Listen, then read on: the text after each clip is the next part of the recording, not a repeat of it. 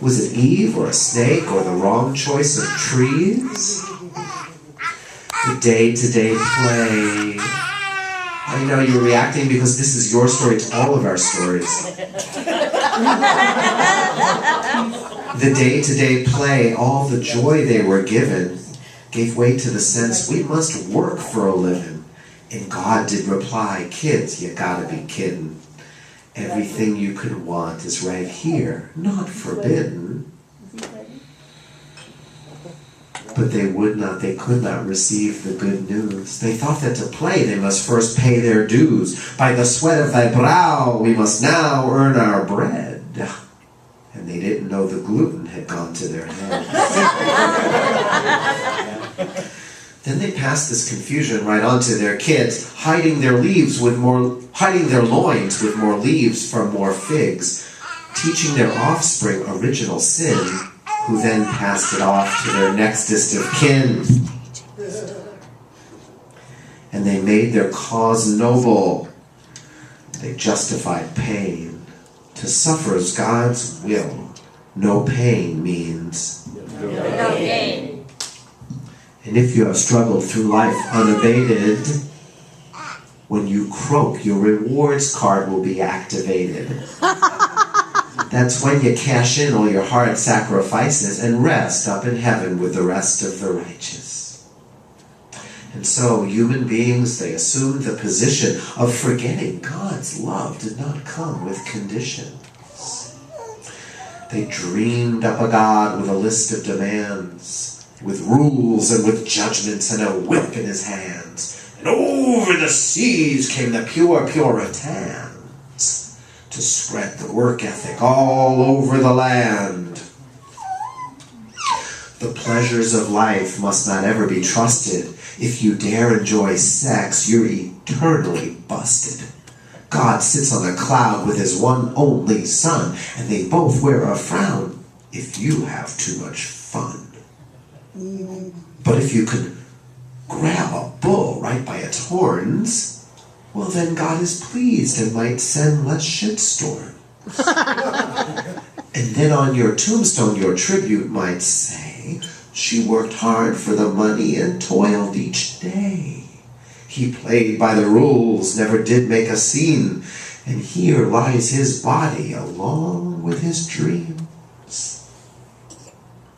Most folks are not dead yet, just taking a snooze, asleep at the wheel driven by their to-dos. The average adult has a list that won't stop, and to be who you are is just not near the top. But when your to-bes become priorities, you can fly through to-dos with the greatest of ease. But when your to-dos make to-bes disappear, you get caught in to-do-dos, right up to your ears. So what in the world is this thing, struggling? Allow me to define it, this world-famous thing. It's trying and trying and trying so hard with your own ego strength that is no match for God's. You're doing your best, and it's very courageous, but I'll do it myself is not self-advantageous. But when you join hands with the powers that be, then your source takes the lead, and she leads you for free.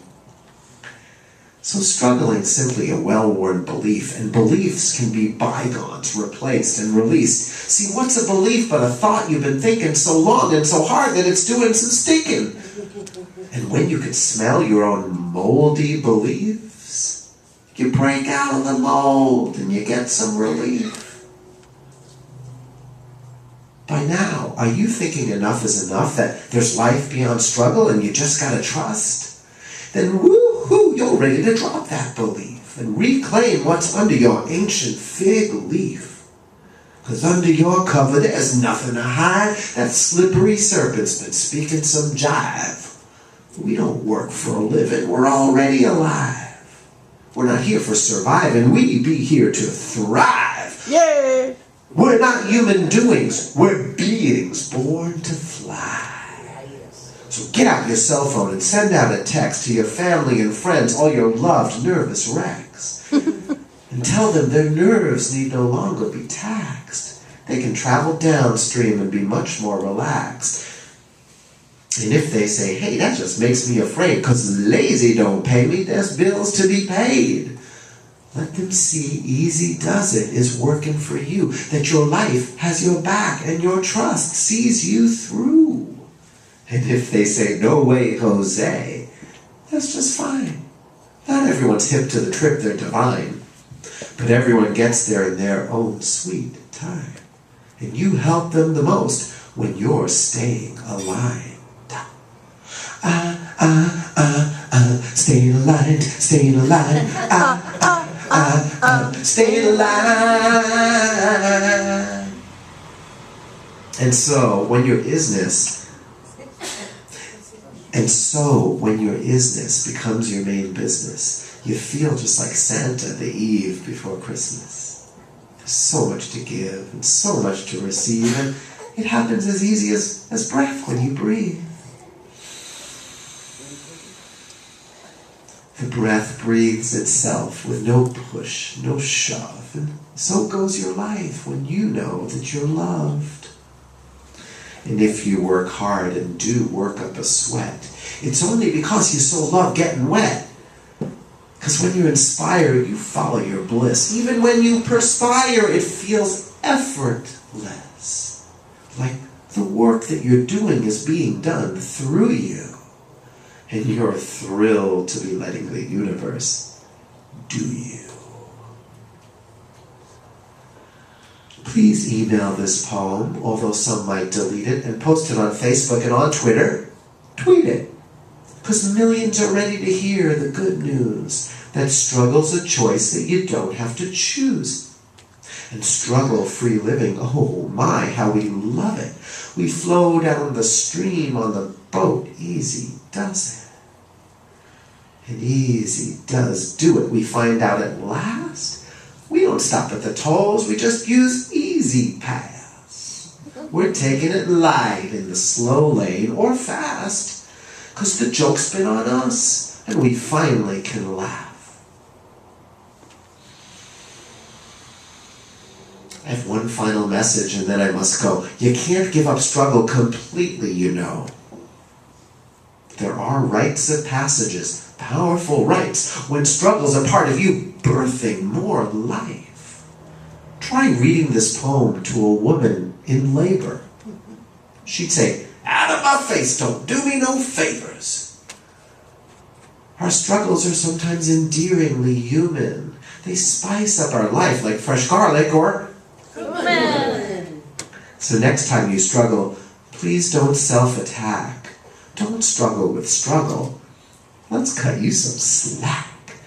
Because when you are kind to yourself in your struggles, the kindness alone brings relief on the double.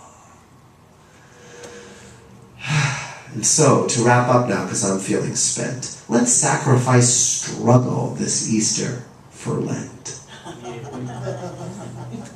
Or just do it now. Why procrastinate when the garden of ease is your natural state? It's been waiting with patience, and it's well worth the wait. The garden of ease is our natural state. It's everyone's birthright and everyone's fate. The garden of ease is our natural state. Hey.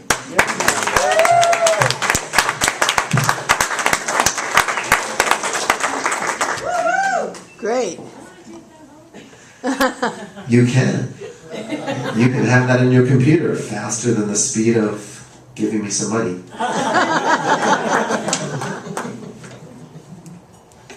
How many people on the planet these days, approximately? Many. 7 billion. 7 billion. It's not million. We have 7 million in San Jose. Yes, we do. All the struggling we're doing is leading us to ruin and making our spirits sad. and those apples we're eating have been so self-defeating, hiding and dividing into good and bad. It's time we make a change, back to square one, back to the truth that we're children of the sun. A new day is dawning, child is born. There's one of us here and we're 7 billion strong. We're going back to the garden, back to the garden, back to the garden again. Sing it out. Back to the garden, back to the garden, back to the garden again. There's a seed that's been sowing, 2,000 years of growing, with fruit that is out of sight. And it's time for the picking, as something in you quickens. The tree of Galilee is finally ripe. It's time to make a change, back to square one, back to the truth that we're children of the sun. A new day is dawning, a child is born. There's one of us here and we're 7 billion strong. We're going back to the garden, back to the garden, back to the garden again. We're going back to the garden, back to the garden, back to the garden again. People everywhere are learning that it's time to share. No one can find peace of mind alone. We can come to trust the power that created us. It's love that brings us all the way back home. Back to the garden. We're going back to the garden, back to the garden, back to the garden again. We're going back to the garden, back to the garden, back to the garden again. Keep singing that. We're going back to the garden, back to the garden, back to the garden again. We're going back to the garden, back to the garden again. We're going back to the garden, back to the garden, back to the garden again. We're going back to the garden, back to the garden, back to the garden again. We're going home. Woo! Hey! We go back to the garden, which we never left. Every time we trade fear in for love, every time we trade conflict in for peace, every time we let go of trying to be right about something and just accept that what is going on is okay. We don't have to be at war with what is. We go back to the garden when we let go of guilt and remember our innocence. When we stop being ashamed and start being illumined with love for who we are. I remember when I wrote that song, there were 5 billion people on the planet. I'm looking forward to there being 8 billion, because 7 is not the right number for that song. Wait a day. And I must have written 14 years ago because it made sense to say 2,000 years of growing. I think it was the year 2000. Now it doesn't make too much sense anymore. Yeah. The song is not. It needs. What does it need? It needs a makeover. Refresh. Revamping. Yeah. It needs cumin.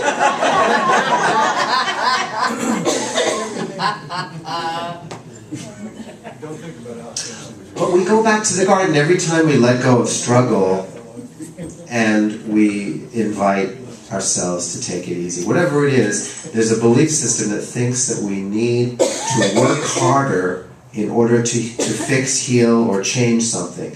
And then we start pushing because we're listening to fear as if fear was our guidance counselor. We start pushing ourselves. We try to stay on the computer a little longer just to get something done. And we're listening to the God of fear telling us that we need to struggle. I'm committed to not struggling. I'm just committed to that. It's my commitment to planet Earth to be one of the ambassadors of ease, one of the people who are just letting oxygen flow through my body instead of struggle. And then it's catching. It's a contagious thing. People get it. Well, that's why we love to spend time around children. Because we get a little osmosis of who we really are. They're not in the paralysis of analysis. They're in the beingness of life. Just letting themselves be. And a lot of us need to take ourselves off the hook so we can allow ourselves to just be, and then life flows. It's like there's a garden hose and we've got a kink in it. We kink up the garden hose with our shoulds. I should be doing this better, I should be doing this differently, I should forgive that person. Boy, that's one of the big enemies of forgiveness, thinking that you should forgive. Lots of shoulds. Kink up the garden hose, and then the waters of life, the garden of life, cannot flow freely through us. Yeah, so who's willing to unkink? We'll be doing some unkinking at the workshop today from 1 to 3 in this room, so that the garden of ease can flow through you again. We'll be using the EFT in the way that I've been channeling it. It's a way of allowing energetic transmissions from the heavenly realm to flow through us in places where we're kind of stuck, where we're struggling and thinking that more hard work is going to change things. Pushing can make things happen better. No, not really. It just makes our garden hose kink up, which takes the form of cancer, takes the form of pain, physical pain. And the purpose of physical pain is to tell you, brother or sister, what you are thinking is not in harmony with the flow of life. So it's just a message from your Creator saying, you are the thinker, you're thinking thoughts that are pushing life instead of allowing life. You know, so you're hurting yourself, is what the message of pain is. Stop hurting yourself. So I first became addicted to ease. I'll tell you a little bit of my history, why I'm an ease addict, not in recovery. I had a friend who I was just hanging out with, and she just discovered that she had to move within 30 days. She had a child, and this was down in San Diego where I used to live, and she just went into freak-out mode, and first reaction, the Course in Miracles says, the ego always speaks first. Its voice is always the loudest, and it is always wrong. So that's a way of saying your first reaction is usually not your higher self. So you need to let go of believing that your first reaction is something to listen to. So as she freaked out, I listened to her, she vented, I empathized with her fear, and then I said, let's go through a guided visualization. Close your eyes and let's begin to imagine that this move turns out to be the easiest move of your life. That somehow it just flows, and that you are grateful for this move, this new home, that it's a step up, it's better, it's easier, it's more fun than any move you've ever had. And she started smiling, and we started being playful about it. She's like, boy, this sounds like New Age mumbo-jumbo to me. And I said, maybe it is, maybe it isn't, but let's just imagine it. Let's just have fun with this. And we did, and we let the visualization go. We just let it go. Talked about other things, didn't make a big deal out of it. And then the next morning she woke up, went to get the morning paper, and there was a for rent sign on the house next door she had not seen before. And she thought, oh my God.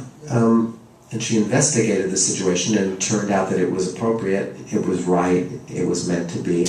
She saw the sign, she moved into the house next door, and it turned out it was the easiest move of her life. Yay! Woo! We have nothing to fear but fear itself, because when we're not in fear, these creative solutions just come to us. So the only important thing to do with your free time, with your free will, with your freedom of mind, is to let go of fear. fear. Struggle is another word for fear. Struggle is what we do in life when we've bought the illusion that there's something to be afraid of. So that was an interesting experience. I wouldn't say that was life-changing for me. It was just something I remember as being one of the seeds along the way. But there was a life-changing experience I had about 4 years ago that made me change my name from Scott Kalechstein to Scott Grace. Because after this experience, I felt like I can't go back to the way I was, who I was. So let me tell you what happened. Every Memorial Day weekend, I go to the East Coast with my friends Joyce and Barry Vassell, and we lead a couples retreat. Been doing it for 22 years. It's in a place called Rowe Camp and Conference Center, which is like a little bit, it's like Esalen, but it's much smaller, and it's in Massachusetts. And every Memorial Day weekend, at the end, Monday afternoon, somehow I have to go, I don't have to, but I choose to go to New York City to visit my mother, who lives in Midtown Manhattan. And I usually tend to struggle to get there because there's public transportation involved. Taking suitcases with books and CDs. And I just do it. And then I have gigs after that on the East Coast. I do what I call my East Coast tour. So I bring a lot of books and a lot of CDs, a lot of product to sell, and I'm all raring to go. Well, 4 years ago, I had some lower back issues. My back was saying, brother, it's time to stop struggling. Your body doesn't support this anymore. Your body will not support you in pushing yourself to get things done. So my back was expressing that I had graduated from struggle. I just didn't know it yet. So I experienced this pain. So at the end of the weekend, I'm packing my stuff on Monday morning, getting ready for the end, and I just picked up these bags, and my back said, you cannot do this. You will not do this. I refuse to let you struggle your way to New York City. And all I knew was I wasn't going to New York City via the route of struggle. I put the bags down. I said a prayer. Mother, Father, God, I refuse to struggle. I'm open to another way. Show me the way. And I imagined getting to New York struggle-free, the easiest move of my life. And I let it go. I walked into the retreat. I had about 10 minutes before the first segment was going to start. Somebody just came over to me and said, so where are you off to after this is over? And I said, New York City. And he said, oh, that's where we're going. He pointed to his wife. And I said, oh, really? He goes, where are you off to? I said, my mother's house. He goes, where is that? My mother lives on the Upper West Side. He goes, oh, that's where we're going. We have an apartment up there. So I said, wow. And he goes, tell me where your mother lives. I said, 66 Avenue, West End Avenue, 100. And he goes, oh my God, that's where our apartment is. We have. So I ended up getting door-to-door service, not having to really lift my bags much at all. And it was after that experience. By the way, that really happened. I did not make it up. I got out of all the apartments in New York City, I got a lift right where I was going to go. Right after I committed myself to not struggling. And there was some earth-shaking foundational shift that happened to me where I said that, okay, that's it. No more struggle. I refuse to do it. I'm going to give over my struggles. I'm going to lay down my burden to the Lord. Down by the riverside. Down by the riverside. Which has a profound lyric. I ain't going to study war no more. It's not that it's not that I ain't going to go to war no more. It's not even I'm not going to study it. I'm inviting you to not study struggle. Mother Teresa said, I will not go to an anti-war rally. But if you're ever having a pro-peace rally, I'd be happy to speak at it. She made a distinction there that I invite us to make. Don't resist anything. My favorite teaching from Jesus is resist not evil. resist not evil. I would say in new technology, it's don't make Monsanto wrong. Go about your business of whatever you're guided to do in terms of creating a better world without creating an enemy in your head that you have to resist. Yeah. So we're invited into struggle-free living and allowing ease and allowing the possibility that you can actually make more money and get more stuff done when you're letting it be easy rather than hard. What do I have left? I didn't see what time I started. About 10 minutes. 10 minutes. Let me do another poem. If Dr. Seuss was on the loose and speaking at New Thought churches, I bet we'd find his talks would rhyme a lot like the following verses. Ask and it's given, it says in the Bible. But if you're like me, then you're really quite liable to ask in a way that is more like complaining. Not like let there be sun, more like make it stop raining. And if you are focused on what you don't want, the universe has no choice but to respond by delivering more of what you're focused on. It can drive you to web surf at hopeless.com. Then along comes a church, a teacher, a song that helps you to get you've been asking all wrong. Let's say you want money, more love, or a smartphone. The way to get more is to get in the God zone. The God zone is where you're receptive and calm. It's when you're tuned in, tapped in, and turned on. You get in the zone through prayer and meditation, then open your eyes and share good vibrations. Then manifestations, watch how they come. Like potato chips, you can't have just one. So let's get relief from beliefs that are making you paddle upstream till your muscles are aching. Paddling madly in your quest for more ease. It's a clear classic case of mad paddler's disease. Let go of the oars, you hear somebody say. By the sweat of thy brow causes endless ivey. The current, it moves towards your wildest dreams, and nothing you want is awaiting upstream. Let's say you have nest eggs you'd love to be hatched. Your job's to become a vibrational match. To know in your heart that you fully deserve it, that the whole universe is just itching to serve it. To trust what you're drawn to is drawn to you too, just as sure as God bless you comes after. Achoo! Now, some find this all too materialistic, too Pollyanna, too narcissistic. They might call you selfish as you're getting bolder.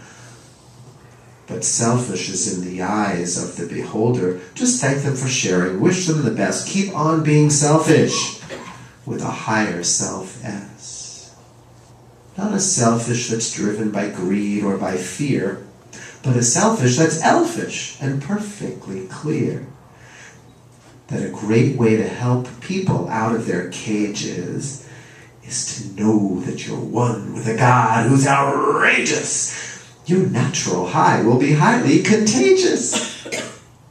Serve the earth by example. It's most advantageous. Hanging out in the God zone, you like it a lot there. But don't get hung up on the way that you got there. Whether Christ, Ernest Holmes, or a Buddhist retreat, all paths lead us up to the same mountain peak. And the top of the mountain doesn't really care which teacher or method helped get you up there.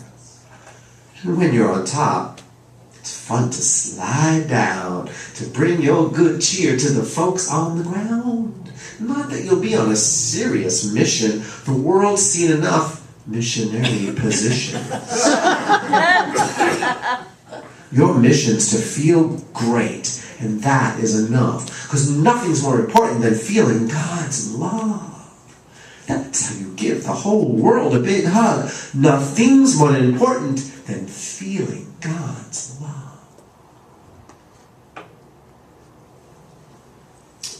I'm going to do one more song and call it a Sermon on the Mount. And this song, when I look for teachers who embody ease, I look at kids, right, babies. I look for teachers because I need mentors. I need people who are living their life without taking it too seriously, who are effective in the world with their feet on the ground, but are ambassadors of ease. And one day I turned on the YouTube with my 6-year-old daughter, and we caught a little Mr. Rogers. And I realized that Mr. Rogers was my teacher. He was cool. He's cool. And I wrote him this little tribute song and realized after the fact that I wrote this the day that he died. I had no idea. So his spirit was passing through and kind of merged with my songwriting.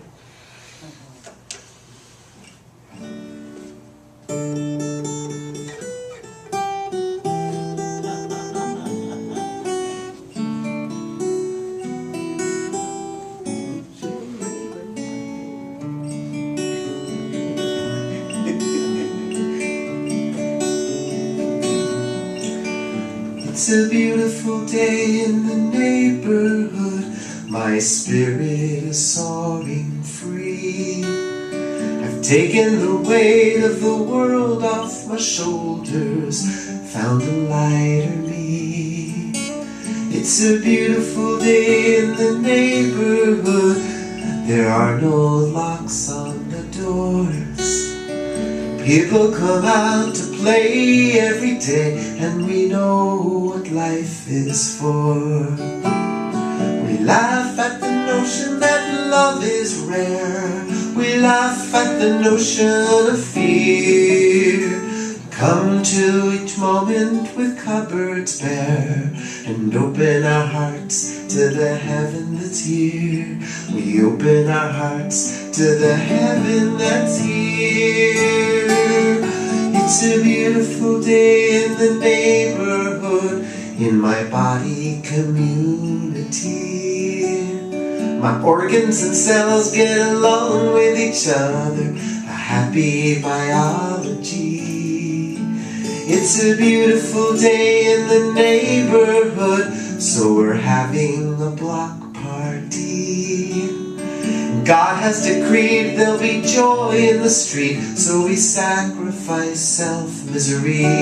We laugh at the notion that love is rare. We laugh at the notion of fear.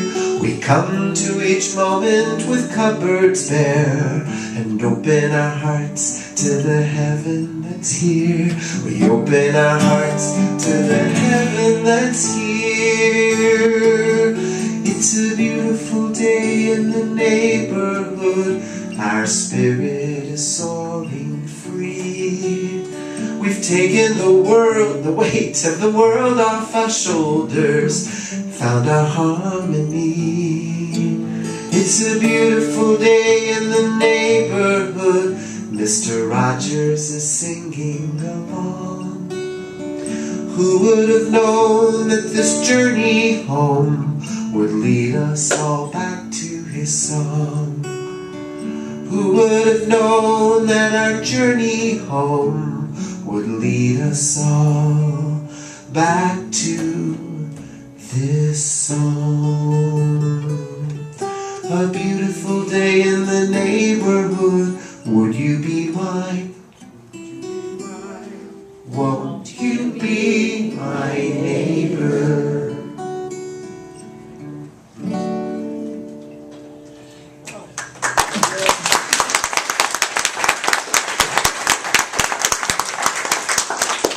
Thank you. Thanks for joining me for this beautiful time. If you're interested in taking some of the music home or the poetry, please see me at my table. And I hope that you can come at 1 o'clock. If not, sign my email list so that I can let you know when I'm going to be in San Jose again. It's not always at this church. Let it come Tell us through. more about the workshop. Oh, the workshop.